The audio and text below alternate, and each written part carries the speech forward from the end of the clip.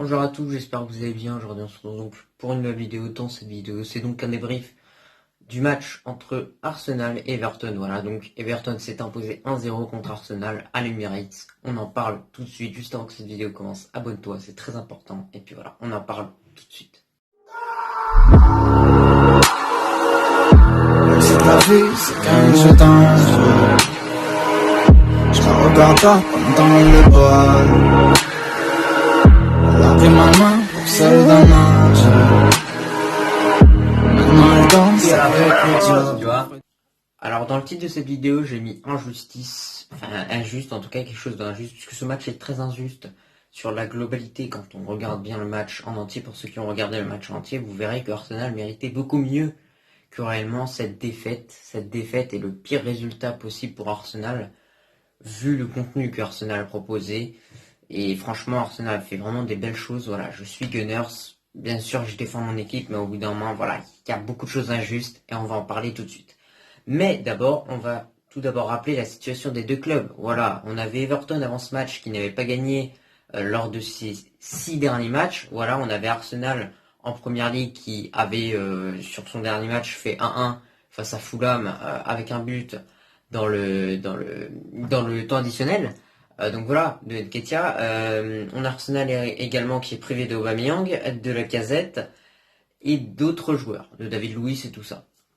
Voilà, donc déjà, niveau buteur, on n'en a pas. Voilà, il y avait Nketiah ce soir quand même qui a fait, un assez bon match, sans que ce soit incroyable.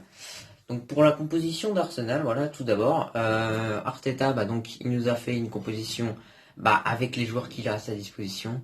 Donc au goal, Leno, défense, Pablo Mari, Holding, défenseur droit, Chambers, défenseur gauche, Xhaka, milieu de terrain, Partey, Ceballos, milieu offensif, Emile Smith-Rowe, milieu droit, Saka, milieu gauche, Pepe et un buteur, Nketiah. Alors, tout d'abord, ce que je tiens à dire sur ce match, c'est que la première mi-temps d'Arsenal a été complètement réussie. Voilà, Arsenal est très très bien rentré dans son match, directement en allant au contact et tout ça. Voilà, directement on gagnait tous les duels, on attaquait, voilà, sans que vraiment, je pense que réellement le problème dans cette première mi-temps pour Arsenal, pour aller marquer ce premier but, c'était l'avant-dernière passe. Donc la passe qui va mener à la passe décisive et qui va marquer au but.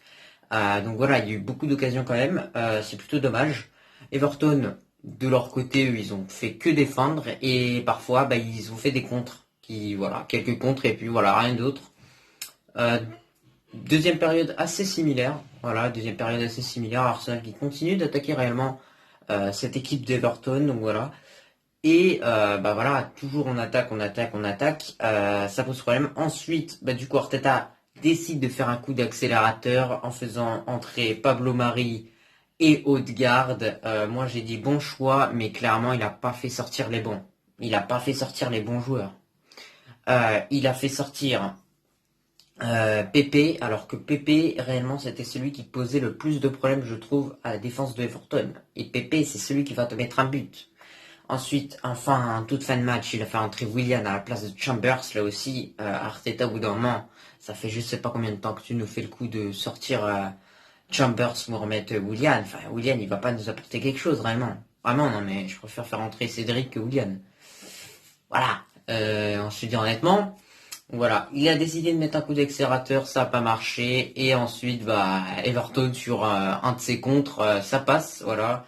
Long ballon donc sur Richarlison qui contrôle, qui est en face à face à Xhaka, qui passe face à Xhaka, l'une des rares fois, l'une des uniques fois où Xhaka s'est fait battre en duel, parce qu'il il se fait peu passer. Xhaka quand même, il est très bon défensivement.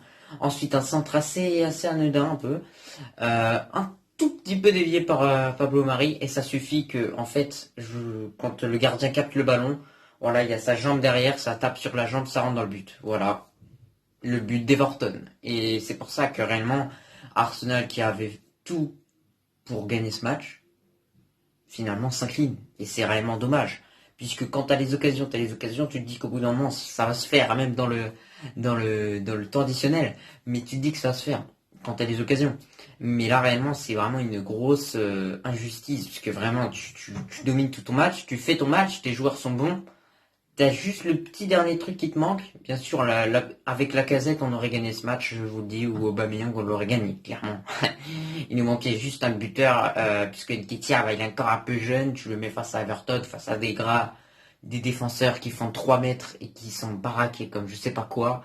C'est sûr que le gars peut pas faire grand chose. Alors que la Lacazette est baraqué, un peu petit, un peu trapu, et lui, il est réellement fort, tu vois. Donc voilà. Donc Arsenal, il manquait juste le petit truc pour la mettre ce but. Si on l'aurait mis en première période, le match ne serait pas le même. Je pense qu'on aurait gagné un petit 2-0, un petit truc, voilà. Et du coup, ça permet à Everton de passer à la 8e place et de mettre encore une distance. Pour moi, Arsenal, en première ligue, il n'y a plus d'avenir. Clairement, il va falloir faire tourner un peu. C'est en Coupe d'Europe réellement qu'il va falloir se concentrer pour Villarreal. Voilà, ce match-là, va falloir aller le gagner, je vous l'annonce. En Espagne, il va falloir aller le gagner. Voilà, c'est dommage vraiment pour la première ligue, puisqu'il y avait l'espoir. Aujourd'hui, si tu gagnes ce match, tu te rapproches clairement du quatrième de la première ligue. Mais malheureusement, tu te rapproches pas. Après, je veux aussi parler donc de Saka, qui a fait un match incroyable. Lui, on peut pas lui en vouloir en tant que supporter Gunners, les gars.